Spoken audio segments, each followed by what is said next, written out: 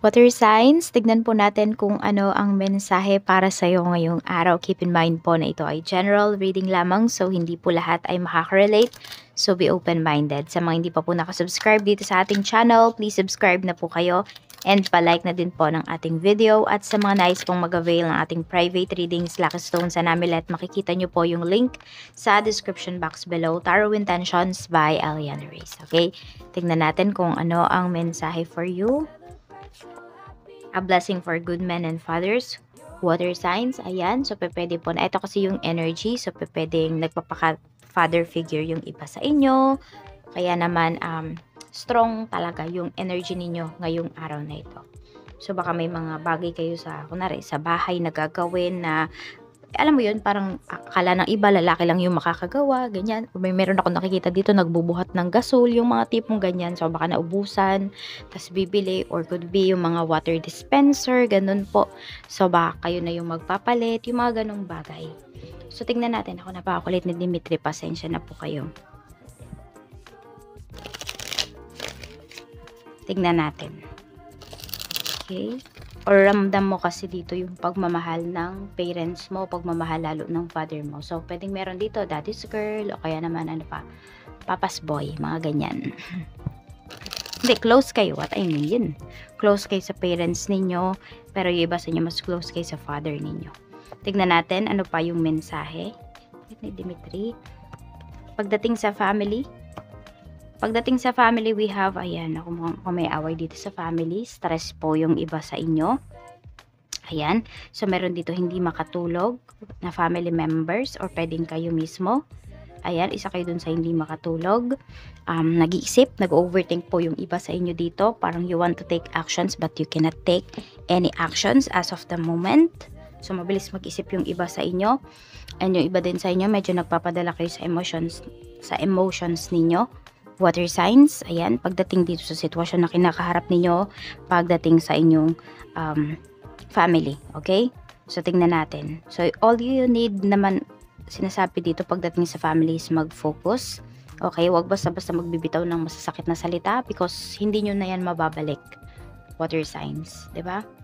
Kaya mag-iingat kayo. Wag lagi emosyon yung papairalin ninyo. Parang you take a deep breath kapag you feel na meron kang masasabing hindi maganda towards sa isang tao. Tingnan natin pagdating naman po sa friends mo. We have 5 of cups. Meron kang mga kaibigan dito na parang nagsisisi. Ganyan. Hindi ko alam kung nasaktan ka ba nila, lumayo ba sila sa'yo, ganyan. Or nagkaroon kayo ng mga parang batuhan ng mga salita. Pwede rin. So, yun, parang nalulungkot, may nalulungkot dito or nalulungkot kayo sa sinapit ng friendships po ninyo. Tignan natin pagdating naman po sa love life mo. We have 3 of swords. So, yung iba sa inyo, pwedeng nasa third party relationship po kayo or ito kasi merong depression na lumalabas dito. So, pwedeng ang nag-a-advise sa inyo dito is your father or your brother. Water signs. Ayan, tignan natin. So, yun, kailangan nyo palang magpakatatag dito. Alam mo yun. Parang hindi mo kailangang ipakita na lumuluha ka, ganyan. Yun, na nasasaktan ka ngayong araw na ito. So, ito yung iba sa inyo nasa third party situation or you feel na yung person mo walang time sa'yo. Parang nauulit na naman yung nangyayari before. Kasi iba sa inyo, pwedeng pinagbigyan nyo na to. Binigyan nyo na ng second chance. Tapos parang ngayon, ganun pa rin ulit yung nangyayari. Para bang hindi kayo pinapahalagahan. You feel less valued by your person. Ano pag-usapan nyo po ito? Tingnan nga natin kung maayos pa ba yan. The High Priestess. Yes, maayos pa yan. Oh.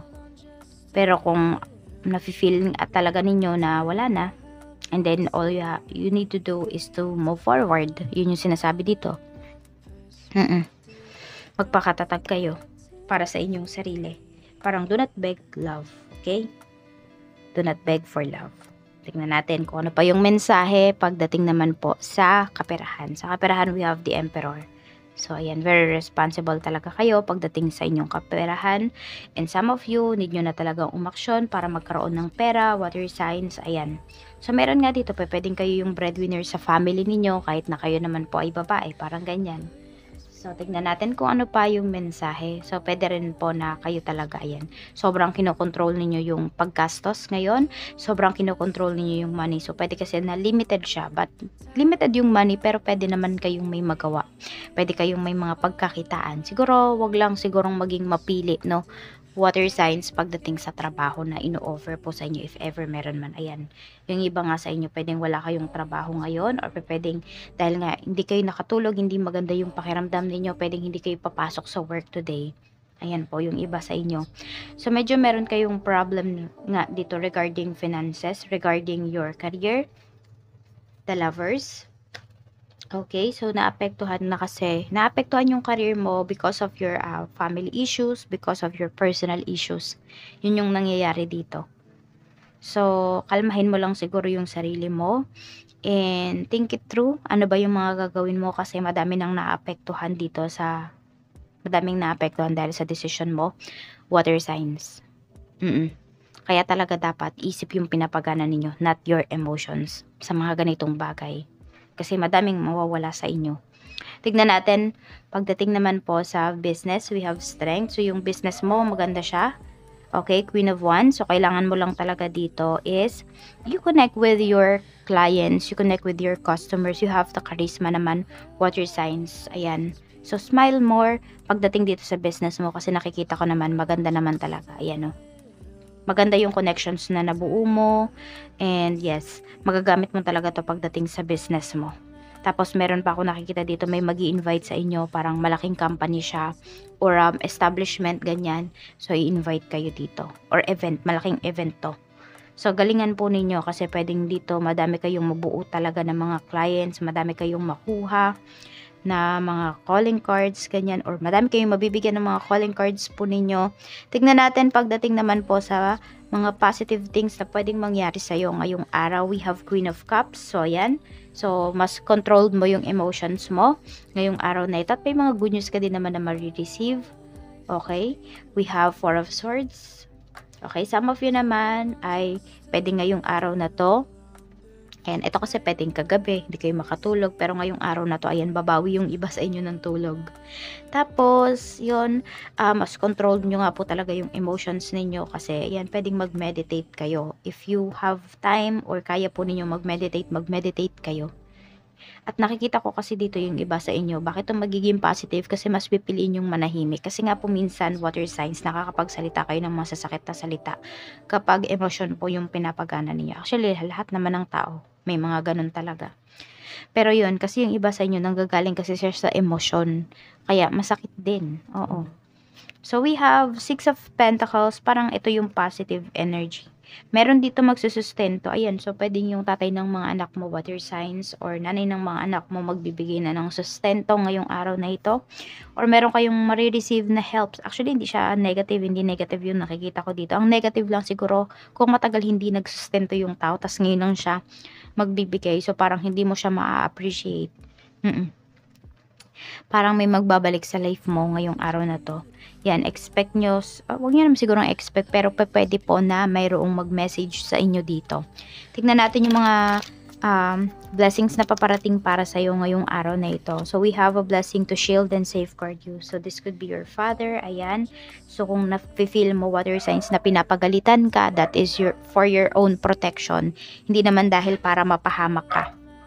Tapos, we have a blessing from your ancestors and we have a blessing to bring clarity. So, baka napapaginipan po ninyo yung inyong mga ancestors, yung inyong mga lolo't lola. Ayan, pasensya na po kayo sa tahol ng aso. Siguro napapaginipan ninyo yung inyong mga, ayun nga, may mga aso pa rin. So, napapaginipan ninyo yung inyong mga ancestors. So, ayan po, mukhang may ino-offer sila sa inyo. Water signs, so pwedeng meron silang mga gifts, meron silang ituturo sa'yo. It's up to you kung tatanggapin mo or hindi. Tapos pwede rin na makakausap mo yung, ayan, isang matanda sa family ninyo, malilinawan ka dito. Okay, mau-open ba yung mind mo? meron kang matutuklasan. We have a blessing for the right words. O, diba, ito yung sinasabi ko. Kaya wag emosyon yung papairalin ninyo. Ayun na, a blessing for unity where once there was division. So, ayan, kailangan, mukhang hindi ko alam kung may mag-apologize sa inyo or kayo itong kailangan ninyo mag-apologize. Water signs, kung ano man yan na problems, parang maayos nyo naman yan ngayon. Or pwedeng maayos pa yan. Kailangan lang talaga meron dito magpakumbaba.